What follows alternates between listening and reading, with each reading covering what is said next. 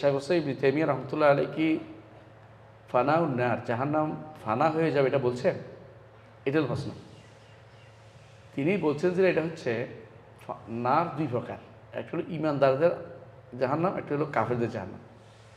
তো সলফে সালেহিনের থেকে কোনো কোনো বর্ণনা আসছে জাহান্নাম ইমানদারদের জাহান্নামে শেষ পর্যন্ত কেউ থাকবে না। বুঝতে পারছে কথাটা? কারণ একটা বলছে হাদিসে বর্ণনা এভাবে আসছে যে দরজা দরজা বাড়িকে মানে কিছু নেই, ভিতরে কিছু নেই। কারণ ইমানদাররা তো যে ইমান আনছে তার একটা ইমান আছে, সে তো বেরিয়ে চলে আসবে সুপারিশের কারণে।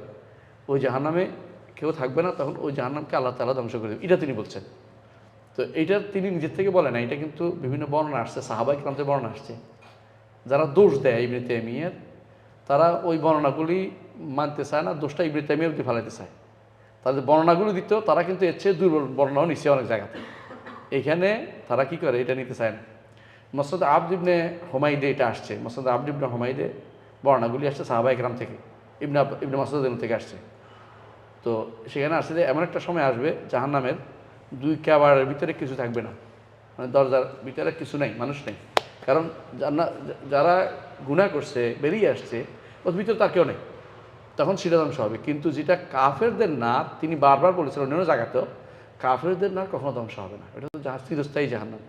তো এরা কী করছে, ইবনে তাইমিয়ার নামে মিথ্যাচার করার জন্য এটাকে ওইটা লাগাই দিছে, ওখানে ওখানে লাগাই দিছে। যেটা সাধারণত যারা আমাদের দুই শেখের বিরুদ্ধে মিথ্যাচার করে, শেখুল ইসলাম ইবনে তাইমিয়া এবং শেখ মোহাম্মদ বিন আব্দুল ওয়াহাবের বিরুদ্ধে যারা মিথ্যাচার করে, তাদের কাজের হইলেও তাদের লোক বেশি, তো একটা মিথ্যা কথা, ওরা তো লোক বেশি, এই জন্য একটা মিথ্যা কথা সবাই মিলে বললে এটা মনে হয় যেন মহাসত্য, আসলে মিথ্যা কথা হচ্ছে না।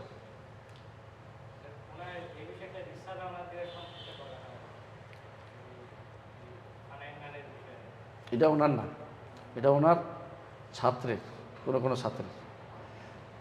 ইবনে তাইমিয়ার দিকে সম্পৃক্ত করা শুদ্ধ না এটা। হ্যাঁ, এটা বর্ণনাগুলি আসছে এটার ভিতরে, কিন্তু উনি এটাকে যেখানে উল্লেখ করছে সেখানে বলছেন ওই বর্ণনাগুলি উল্লেখ আছে নিজের। বর্ণনাগুলিতে আসতে পারে যে মসনদ আবদ ইবনে হুমাইদে বর্ণনা আসছে, সেখানে তার তো বলে নাই কেউ যে উনি খাওয়ায় না খায়। বর্ণনা তো অনেক কিছুই আসে, কিন্তু শুদ্ধ না হলে তো বলে না কেউ।